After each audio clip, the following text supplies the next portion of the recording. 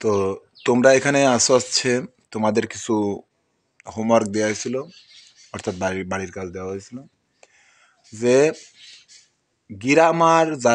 গ্রামারে ভয় পায়, গ্রামার যারা শিখতে চায় না তাদের জন্য যে শর্টকাট পদ্ধতি আছে ফ্রি হ্যান্ড করার জন্য কিছু ইংরেজি, যেটা শর্টকাটে আমরা একটা বাক্য থেকে শত শত বাক্য রেডি করতে পারবো, সেই রকম কিছু বাক্য তোমাদেরকে আমি দিছিলাম হোমওয়ার্কের জন্য।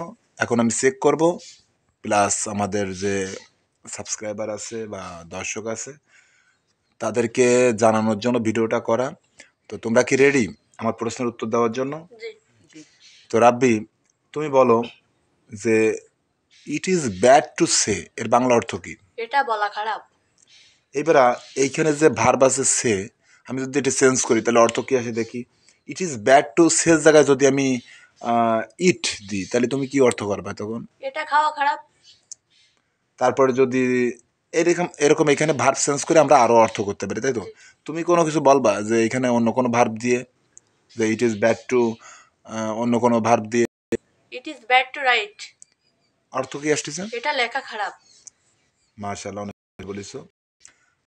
তারপর হচ্ছে সামথিং টু ডু এর বাংলা অর্থ কি জানো? কিছু করার আছে। কিছু করার আছে, তাই তো? এবার সামথিং টু ডু জায়গায় আমি যদি অন্য কোনো ভার্ব দিই, দেখা গেল সামথিং টু ডু টু, এখানে আর কি দেওয়া যেতে পারে ভার্ব তোমার আইডিয়া মতে? সামথিং টু রিড, কিছু পড়ার আছে। মাশাআল্লাহ, অনেক সুন্দর বলেছো। তারপরে Khalid, let's not do it এর বাংলা অর্থ কি জানো? উসাইন বলতে পারবা? লেটস নট ডু ইট, চলো আমরা এটা না করি। মাশাআল্লাহ। এইবার এই যে এখানে ডু ভার্ব আছে, তাই না? এই ডু জায়গায় যদি আমি অন্য কিছু দিয়ে মানে এর নতুন অর্থ করতে চাই, তখন তুমি এখানে মন মতো ভার্ব দাও তো, যে লেটস নট, এই জায়গায় কি দিতে চাও তুমি? সে। লেটস নট সে ইট এর অর্থ তাহলে কি দাঁড়াচ্ছে? চলো আমরা এটা না বলি। না বলি, অর্থাৎ সে মানে বলা, এখানে না বলা আসতেছে। মাশাআল্লাহ, অনেক সুন্দর বলেছো। এবারে রাব্বি, যে it is time to go এর অর্থ কি জানো? এখন যাওয়ার সময় হয়েছে। Fine. It is time to go জায়গায় যদি আমি অন্য কিছু দিই, তুমি একটা ভার্ব দাও তো এখানে। ইট ইজ টাইম গো রইছে, এই গো টাইম টু প্লে অর্থ কি আসতেছে? যাওয়ার সময় হয়েছে। মাশাআল্লাহ, অর্থাৎ আমরা এইভাবে শত শত বাক্য তৈরি করতে পারি। ফাইন। এইবার উসাইন, তুমি বলো তো ট্রাই টু সে এর বাংলা অর্থ কি?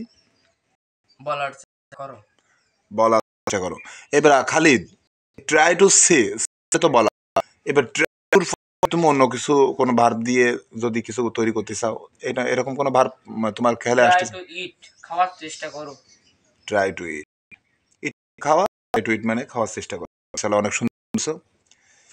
আর শব্দ এখানে দর্শকদের আমি একটু বলে রাখি যে আপনারা যদি এইভাবে একটা বাক্য থেকে শত শত বাক্য তৈরি করতে চান তাহলে এই ভিডিওটা শেষ পর্যন্ত দেখবেন। এবং কিন্তু গ্রামের ছেলে, এরা স্কুলে পড়ে, তারপরেও এরা যথেষ্ট পরিমাণ আমি দেখতেছি যে হোমওয়ার্কগুলো ভালো করে করেছেন, কি এরা সুন্দর উত্তর দিচ্ছে। এরা একটা বাক্য থেকে নিজেরাই ভার্ব চেঞ্জ করে অন্য অর্থ করতেছেন। আপনারা এভাবে নিজেরাও ট্রাই করে আপনারা অনেক কিছু করতে পারবেন, এবং ফ্রি হ্যান্ড, অর্থাৎ পরীক্ষায় যদি কোনো কিছু না আসে তা আপনারা বানাতে পারবেন। এই জন্য মূলত ভিডিওটা দেওয়া। এরপরে nothing to say, Rabbi, nothing to say এর অর্থ কি? কিছু বলার নাই। এইবার এখানে যদি নাথিং টু সের জায়গায় আমি অন্য কিছু ব্যবহার করি, যে নাথিং টু ইট, তাহলে খাওয়ার প্রয়োজন নাই। প্রয়োজন আসতেছে কেন? কিছু খাওয়ার নাই। কিছু খাওয়ার নাই, নাথিং টু ইট। তারপর নাথিং টু অন্য কোনো ভার্ব দিবা, নাথিং টুর পরে নাথিং টু সি দেওয়া যায়, তাহলে কি অর্থ? দেখার কিছু দেখার নাই। কিছু দেখার নাই।